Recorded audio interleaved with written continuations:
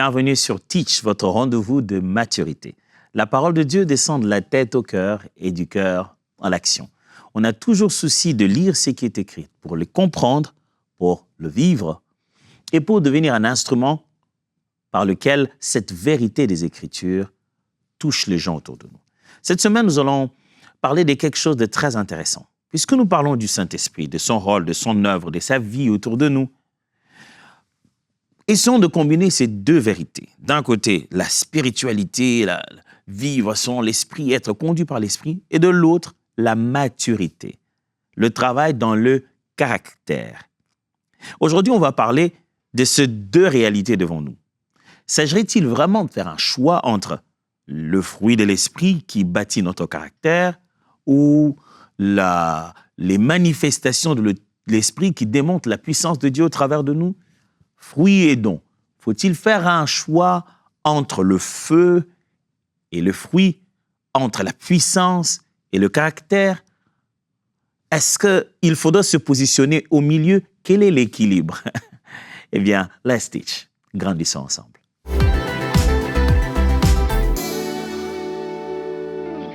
Avez-vous déjà été frustré par quelqu'un qui a un charisme incroyable, mais qui n'a pas le caractère qui vient avec? Avez-vous déjà été attiré par un don, intimidé, je veux même dire ébloui par un don, par les capacités de quelqu'un, et puis être tellement déçu par qui il est? Avez-vous déjà été attiré par des compétences, par un charisme, qui finalement, lorsque vous êtes plus près de ce charisme, la déception est beaucoup plus grande? On se pose de fois aussi cette question: comment à la fois être spirituel sans être instable? Être à fond dans les choses de l'esprit, alléluia, vivre toutes ces bonnes choses dans la spiritualité chrétienne, mais sans en devenir instable, sans vivre une vie finalement légère, dans les nuages, qui manque de solidité, de stabilité, de caractère et dans les relations au quotidien. Ce que j'aimerais aujourd'hui vous montrer, c'est que Dieu veut à la fois des mains puissantes, mais aussi un cœur mûr. Et s'il y a un ordre de priorité, vous comprendrez que pour Dieu, la finalité, le but, la raison d'être, ce qui va perdurer, ce qui sera après le retour de Christ, c'est d'abord nos cœurs. Un cœur mûr et mature. Pas d'abord que des mains puissantes. Les mains puissantes de Dieu sont un moyen pour montrer, rappeler à l'humanité son amour. Dieu en pleine conquête, il veut retrouver les cœurs de ses enfants qui se sont éloignés de lui. Et pour cela, il fait des choses pour ramener leur cœur à lui. Dans la Bible, vous verrez beaucoup cette expression. Le Seigneur dit, afin que l'on sache que je suis l'Éternel. Voilà, la finalité, c'est qui il est. Il fait ces choses pour qu'on rentre à qui il est. Les dons impressionnent, mais le fruit, le caractère, c'est ça qui transforme. C'est pour ça que Jésus est venu, il a fait des miracles, il a accompli tellement de choses, mais c'est qui il est qui a bouleversé l'humanité. C'est celui qui est capable de pardonner pendant qu'il est encore en train de souffrir du mal qui lui est causé. C'est celui qui est capable d'aimer, même quand tout le monde est contre lui. C'est qui était Jésus, pas seulement ce que Jésus a fait, mais qui il était. C'est ça qui a bouleversé l'humanité. Le fruit rend les dons crédibles.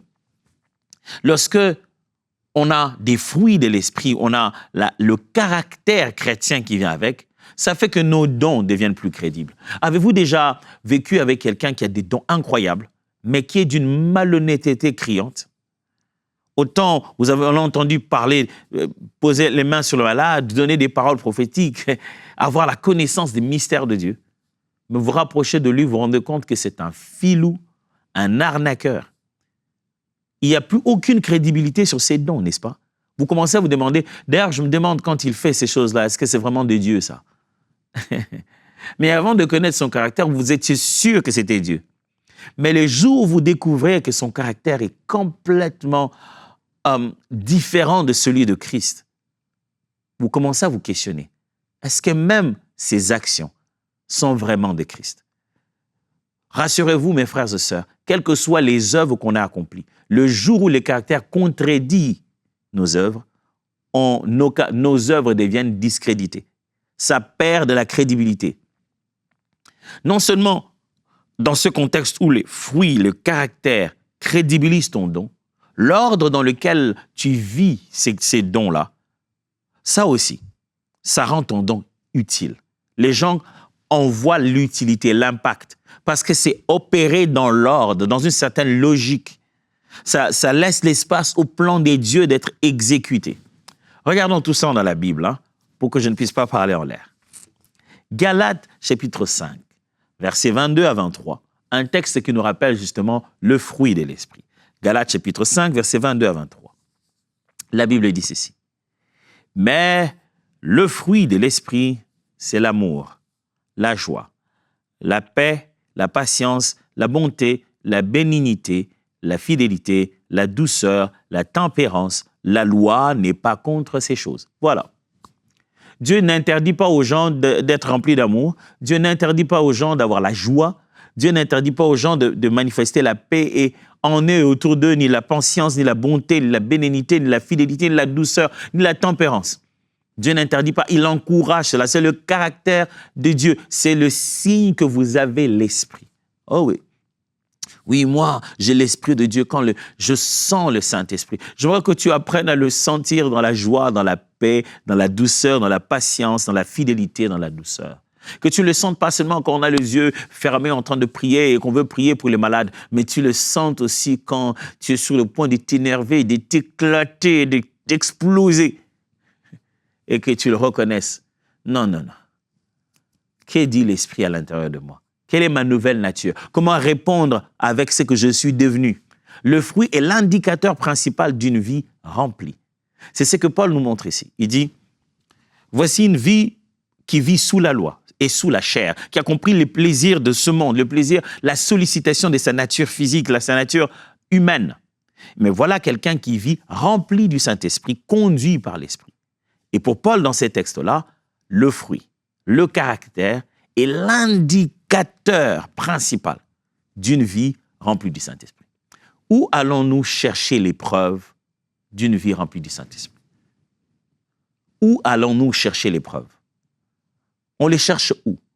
Dans la guérison des malades? Dans l'art oratoire?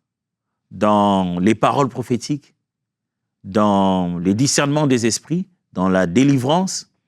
Toutes ces choses-là, eh bien, il est possible qu'au jour que Christ reviendra, dise « Je ne vous ai jamais connu. Éloignez-vous de moi, vous qui commettez l'iniquité. » Vous imaginez tout ça? La liste, les indicateurs que nous, hommes, nous nous sommes donnés pour reconnaître une vie remplie du Saint-Esprit, eh bien, il est possible que ces indicateurs soient secondaires. Le principal, c'est le caractère, la nature, le fruit. On reconnaît l'arbre par son fruit. Lisons un deuxième texte. 1 Corinthiens chapitre 13, versets 1 à 3. 1 Corinthiens 13, 1 à 3. Paul dit, « Quand je parlerai les langues des hommes et des anges, si je n'ai pas la charité, je suis un airain qui résonne ou une cymbale qui retentit. Et quand j'aurai le don de prophétie, la science de tous les mystères et toute la connaissance, quand j'aurai même toute la foi jusqu'à transporter des montagnes, si je n'ai pas la charité, je ne suis rien. Et quand je distribuerai tous mes biens pour la nourriture des pauvres, quand je livrerai même mon corps pour être brûlé, si je n'ai pas la charité, cela ne me sert de rien. » Wow, intéressant. Paul met justement en face ces deux réalités dont je parle ici. Le fruit, le caractère et de l'autre côté, les dons. C'est l'un des versets qui résume parfaitement tout ce que je tente d'enseigner ici. Il met le fruit et les dons. Regardez, il va comparer avec le parler en langue des langues mystérieux, des langues des anges, propose-t-il même, et il va parler des prophéties, de tous les mystères. Il va citer des dons, des manifestations surnaturelles. Même la foi à déplacer les montagnes. Il va certainement faire de l'exagération stylistique ici. Il essaie de montrer que même si on faisait ce qui est impensable, il ne tente pas d'affirmer que ça existe. Il dit, imaginons le plus élevé qui puisse exister. Il fait la liste de ces différents dons. Et regardez, Il le compare chaque fois avec une seule chose, l'amour. Pourquoi? Parce que c'est le fruit, au singulier comme la Bible en parle, c'est le fruit de l'esprit duquel les restes, les autres petites tranches viennent de ce fruit principal-là. C'est d'abord l'amour qui va donner la patience, qui va donner la paix, qui va donner la bonté. Alors dit l'amour, le fruit amour, si vous ne l'avez pas, mais que vous avez prophétie, mystère, parler en langue, eh bien, vous êtes quelqu'un qui produit du bruit inutilement. Cymbale qui retentit. C'est la finalité n'est pas atteinte. On vous entend, mais on ne comprend pas. Le message de l'évangile n'est pas clair lorsque le caractère ne supporte pas le don. On donne des sons confus autour de nous lorsque nos charismes ne s'accompagnent pas d'un caractère chrétien. Les gens ne comprennent plus bien ce qu'on veut. Ils ne comprennent plus bien quel est notre message lorsque notre comportement, notre caractère vient contredire la manifestation de tous les dons de puissance. Ils ne savent plus ce qu'on veut lorsqu'on crie les soirs à l'intercession. Au nom de Jésus, avec nos baffles, on a fait un grand désordre. Tout le monde là, dans le quartier a su qu'on est vraiment déterminé dans les choses de l'esprit. Les gens criaient là-bas parce qu'il y avait des délivrances. Et qu'après 2 jours, ils entendent des cris cette fois-ci, non pas des délivrances, mais des médisances, des problèmes, des gens qui se battent. Et on entend le pasteur insulter avec un art aussi oratoire que celui avec lequel il prêche. Le message n'est plus clair. Ils prêchent quoi? Ils disent quoi? Paul dit on est comme un cymbale qui retentit. Il y a une cymbale qui retentit, on n'est rien du tout. Notre message n'est pas compréhensible. L'amour est le test qui valide ou invalide l'usage de dons. Paul montre ici que sans l'amour, les dons comme tu l'utilises là, c'est pas, le but n'est pas atteint. Pour valider l'usage de ces dons, passez-les par le test de l'amour. Aimez-vous Dieu, aimez-vous les autres. Or, l'amour, c'est le fruit de l'esprit. Lisons un autre texte. 1 Corinthiens chapitre 14, verset 26. 1 Corinthiens, chapitre 14, verset 26. La Bible dit, « Que faire donc, frères? Lorsque vous vous assemblez les uns ou les autres, parmi vous ont-ils un cantique, une instruction, une révélation, une langue, une interprétation, que tout s'efface pour l'édification. » Laissez-moi vous lire toujours le même passage, mais au verset 40. 1 Corinthiens, chapitre 14, maintenant le verset 40. Le verset 40 dit, « Mais que tout s'efface avec bienséance et dans l'ordre. » Tout se passe avec bienséance et avec ordre. Bienséance et ordre. Une instruction importante dans l'exercice de don. Paul essaie de montrer ici que l'ordre transforme la puissance en bénédiction pour tous. Quand il y a de l'ordre, quand il y a de l'organisation, quand chacun donne la parole, cela en ordre bien précis, quand on suit la bienséance, eh bien, la bénédiction, les dons deviennent une bénédiction. Croyez-le-moi très bien, mes frères et sœurs, on peut avoir plusieurs dons dans une réunion, on les utilise simultanément et les gens ne sont pas bénis. C'est juste une grosse, je vais appeler ça, une manifestation de désordre. C'est nous qui exerçons ce don qui sommes contents. Mais l'édification n'a pas été atteinte. Ça a été plus un désordre, un message de manque de maîtrise de soi, que ça n'a été la manifestation de l'amour et de la puissance de Dieu. Entre fruits et dons, y a-t-il un choix à faire? La réponse, bien sûr, est non. Les deux émanent de l'esprit. Mais il y a une priorisation. Il y a un ordre à établir entre les deux. Il y en a certainement une de ces deux choses qui doit être prioritaire et l'autre qui doit être complémentaire. Pas qu'on doit s'en passer, on en a besoin, ça complète parmi les choses qu'on a reçues dans l'avantage d'être enfant de Dieu. L'autre est fondamental. On en a besoin maintenant et pour l'éternité. L'autre est utile dans ce temps dans lequel on est pour manifester la puissance de Dieu. Vous savez, quand nous serons dans la gloire, Christ reviendra, tu n'auras plus besoin de prophéties. Paul le dit très bien, les prophéties s'arrêteront. Les connaissances, lorsqu'on aura tout connu, les dons de guérison, il n'y aura plus de malades. Tout ça, ça sera fini. Mais ce qui nous maintiendra là, c'est notre identification à Dieu, avoir sa nature, il faudra être, n'est pas faire, mais être. Ce qui signifie qu'entre fruit et don, les deux doivent être dans notre vie, mais dans un ordre bien précis. Quel est cet ordre? Je vais vous proposer 3 choses. Premièrement, fruit d'abord. Fruit d'abord. Ça signifie le caractère est la preuve que l'esprit conduit ta vie.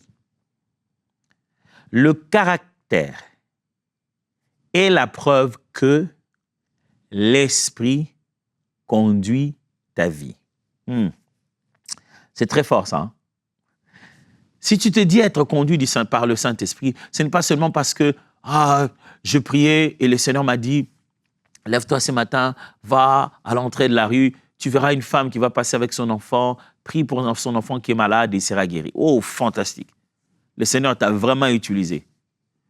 Mais le reste de ta vie, la preuve pour montrer que tu es conduit par le Saint-Esprit, que tu vis selon l'Esprit, ce n'est pas l'exécution des instructions j'allais dire charismatiques, des instructions de puissance. Non. C'est comment toi-même tu obéis à l'Esprit pour devenir ce qu'il attend de toi. Celui qui obéit vraiment à l'Esprit, c'est aussi celui qui devient ce que l'Esprit lui demande. Pas seulement celui qui fait ce que l'Esprit lui demande. C'est pour ça, entre don et fruit, voici l'ordre. Fruit d'abord. C'est par ce que tu es qu'on reconnaît que l'Esprit est avec toi. Le caractère est la preuve que l'Esprit te conduit. Le fruit n'est pas optionnel. C'est la signature même de l'Esprit. C'est pas comme si, moi je choisis d'abord le don du Saint-Esprit. Moi je vais d'abord parler en langue, je vais guérir les malades. Les caractères, ça va venir après. La patience, tout ça là. Tu sais, nous on n'a pas grandi dans une famille patiente. Hein, ça va venir avec le temps. Le fruit n'est pas optionnel. Tu ne peux pas te dire, Dieu, moi je choisis l'option servir avec puissance sans transformation de caractère. On se voit seulement au ciel. Les autres, ils ont choisi ce qu'ils veulent, mais on sera tous seulement au ciel. Le caractère n'est pas une option. Le caractère est une signature qui montre que vous êtes vraiment en train d'être conduit par l'Esprit. Et souvent, c'est dans des contextes éloignés de tout public, là où personne n'applaudit, là où personne ne voit qui tu es, que ton véritable caractère est éprouvé. Là où il n'y a pas de témoin. C'est là que tu sais par toi-même si tu l'es ou si tu ne l'es pas. Mes amis, c'est avec tellement d'humilité que je m'approche de Dieu de plus en plus dans ma vie. Pour toutes les fois où j'ai découvert que j'étais beaucoup plus, j'allais dire plus soft que je le pensais. J'étais moins dur que je le croyais. Vous savez, quand la vie vous amène un miroir et vous dites « Wow, en fait, j'ai toujours été comme ça, en fait. Non, moi, je me suis toujours pensé beaucoup plus beau que ça. » Vous savez, quand vous regardez le miroir, vous dites « Oh, mais moi, je me suis toujours pensé un peu plus géant que ça. » La présence de Dieu est un miroir et je vous assure que je l'ai vu plusieurs fois ces derniers temps. Et j'étais là, j'ai dit « Oh, Pietra Tom Sumbouma, que tu as besoin de Dieu, que tu as besoin de sa grâce. » Et je comprends mieux ce que le proverbe dit. Mets ta confiance en l'Éternel et n'espère pas en ta propre force. Ça sera la force pour tes os. Mes amis, nous sommes si fragiles. Et surtout quand nous sommes tous seuls, sans rien ni personne. Mais c'est pourtant là que nous sommes ce que nous sommes. Nous ne pouvons pas paraître. Nous devons l'être. Alors si tu es enfant de Dieu, c'est surtout là que tu dois aller réclamer ta nature. C'est surtout dans cette épreuve de solitude où il n'y a aucun moyen de prouver en public si tu es dans le bon ou dans le mal et personne ne te le demandera. La notion même n'est pas reconnue dans le milieu où tu es. Il n'y a que toi et toi seul. C'est surtout dans ces circonstances-là qu'on finit par prouver, si on a compris, que Dieu vit en nous, qu'il est partout et qu'on n'est jamais seul. Mon frère, ma sœur, vivre selon l'Esprit de Dieu, c'est vivre dans le caractère, accepter la transformation profonde de ses habitudes, reconnaître ses limites et s'accrocher à la grâce de Dieu humblement. Tu n'as pas besoin de faire le fort même devant Dieu. Là, vaut mieux encore que tu sois aussi faible que possible, que tu t'accroches à lui comme un enfant peureux qui s'accroche à ses parents. Je préfère trembler devant l'Éternel pour que je ne tremble pas devant les hommes. au lieu de trembler par peur devant les hommes, peur du qu'en dira-t-on, et ne pas trembler devant les hommes et commencer, parce que je tremble devant eux, finalement, quand je me retrouve dans la présence de Dieu, Dieu me dit, bon, tu n'es pas ça. Je sais que tu as prévu de faire un temps de retraite, d'aller en prière, de passer des moments de feu. Je t'en supplie.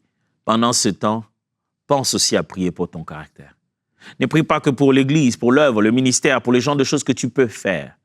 Prie aussi pour qui tu es, qui tu dois devenir, ce que tu n'es pas encore. Les combats qui ne sont pas à 100% gagnés. Ne va pas seulement célébrer les victoires déjà obtenues, va aussi humblement demander de l'aide dans la présence de Dieu. Parce qu'il faut les fruits d'abord. Deuxièmement, l'amour comme test. J'en ai déjà parlé. Sans amour, un don devient du bruit, pas une bénédiction. Quand il n'y a pas d'amour, le don en lui-même, comme Paul en a parlé, ne devient qu'une cymbale qui retentit. Ça ne bénit plus les gens. Ça fait mal de voir combien dans les corps du Christ, il y a tellement de cymbales qui retentissent.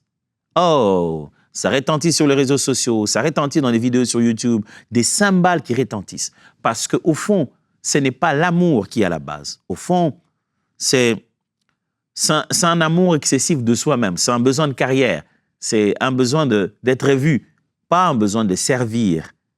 Pas une décision de se laisser être conduit par Dieu, de glorifier le Seigneur et d'aimer passionnément ceux qui sont dans la douleur. L'amour est le véritable test. Fruit ou don? Bah, ok. Si tu ne réfléchis pas de cette manière, réfléchis fondamentalement sur l'amour.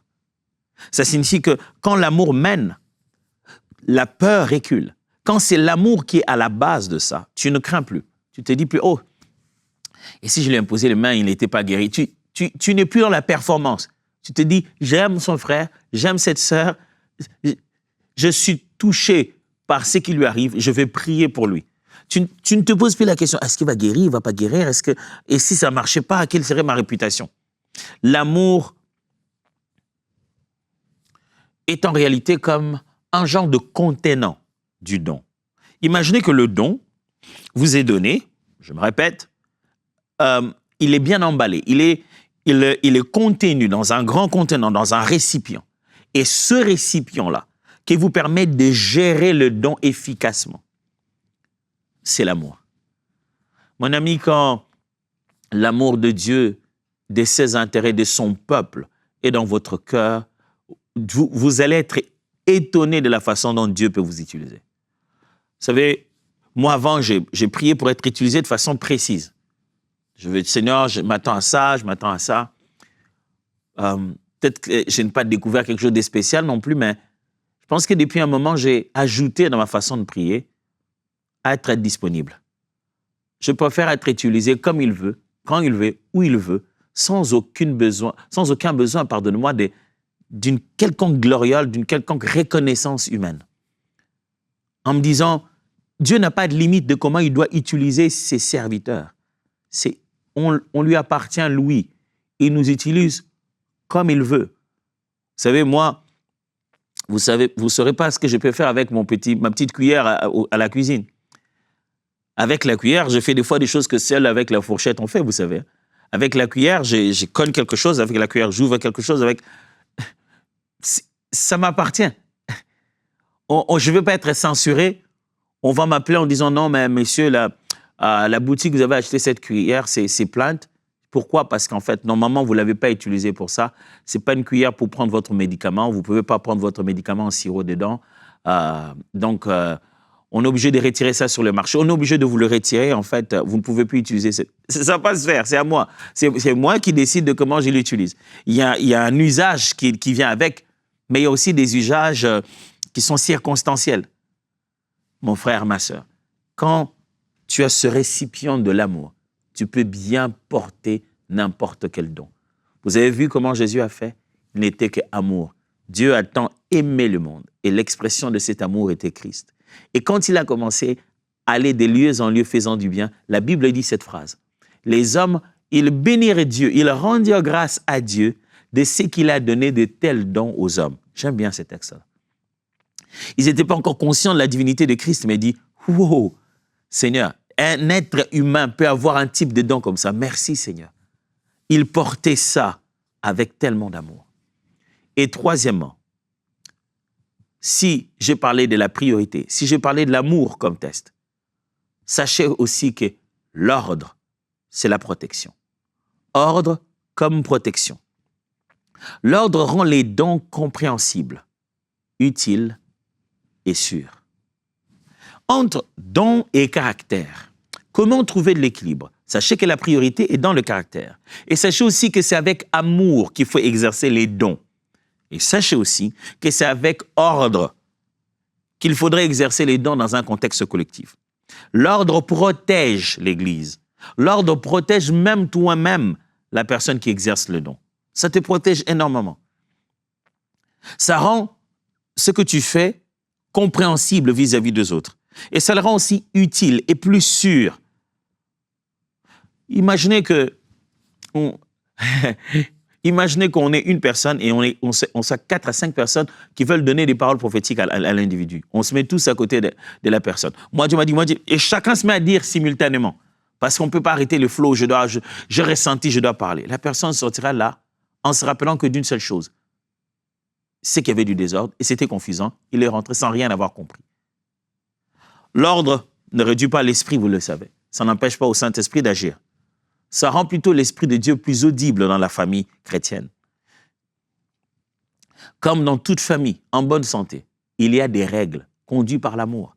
Pas des règles pour détruire. Quand on dit aux enfants, on ne fait pas ci, on ne fait pas cela, il faut pas jouer aux jeux vidéo à telle heure, il faut éteindre vos écrans à telle heure, ce n'est pas par haine. Même si les enfants le percevraient comme « Ah non, mais trop, c'est trop ». Mais c'est parce qu'on veut les protéger. Et Dieu veut protéger son Église en donnant ces deux choses. Les dons, il sait que les dons se protègent dans le caractère et au travers de l'ordre. Je l'ai dit, il n'y a vraiment pas de choix à faire. Il y a une combinaison à faire en plaçant réellement l'ordre de priorité. Entre don et caractère, le don d'abord. Non, le fruit d'abord. Le caractère d'abord. Après le caractère, beaucoup d'amour. Après l'amour, de l'ordre. Voici les challenges de cette semaine. Quel fruit vas-tu travailler cette semaine pour que tes dons deviennent plus sûrs et plus utiles? Quel est le caractère que tu te dis, il faut que j'apprenne à devenir de plus en plus comme ça? Relis le texte de Galates chapitre 5. Relis alors peut-être le texte de 1 Corinthiens 13. Vois les caractères, les signes de l'amour, les caractères d'un enfant de Dieu, le fruit de l'esprit. Et dis-toi, lequel de ce fruit, devrais-je dire, laquelle des expressions du fruit de l'esprit n'ai-je pas encore assez développé? Dans quel domaine je me sens éprouvé, que je suis en train de refuser à Dieu de pouvoir finaliser son travail parce que j'en souffre. Chaque fois, Dieu me met au dos contre le mur, je me dis, non, Seigneur, non, la patience, c'est trop. C'était leur faute. Quel est ce domaine où tu te bats encore et que tu devais dire, Seigneur, je te laisse faire. Tout en sachant que ce caractère, une fois venu dans ta vie, ça va complètement bouleverser ta façon de vivre avec les autres. C'est quoi? C'est un grand défi. Laisse-moi prier avec toi. Abba, cette semaine, tu vas beaucoup parler à notre maturité, à notre caractère, à notre façon d'être. Et tu sais, on n'aime pas ça. On n'aime pas écouter ça. On aime quand tu nous dis « bénédiction, voici les choses que je ferai pour vous, voici les bonnes choses qui vont vous arriver ». Mais quand tu nous rappelles qu'on doit être ce qu'on doit être, comme tout enfant, on boude un peu, on écoute, on sait que c'est important, mais on se dit « à quel point j'en ai besoin maintenant ?» Mais Seigneur, je prie que pendant cette semaine, nous soyons si attentifs à entendre la voix de l'Esprit qui parle à nos cœurs pour transformer nos vies. Au nom de Jésus. Amen. Cette semaine, ça va être intéressant. Et j'aimerais dire merci à tous les partenaires de EMCI. Vous tous qui pensez à EMCI TV de partout dans le monde, qui soutenez chaque projet, chaque programme que nous sommes en train d'accomplir ici. Dieu vous bénisse et je vous dis sincèrement merci. Et à demain.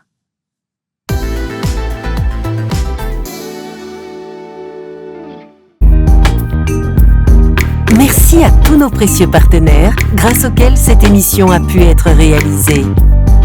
Vous aussi, rejoignez la grande famille des partenaires d'EMCI TV en faisant un don sur emcitv.com/don.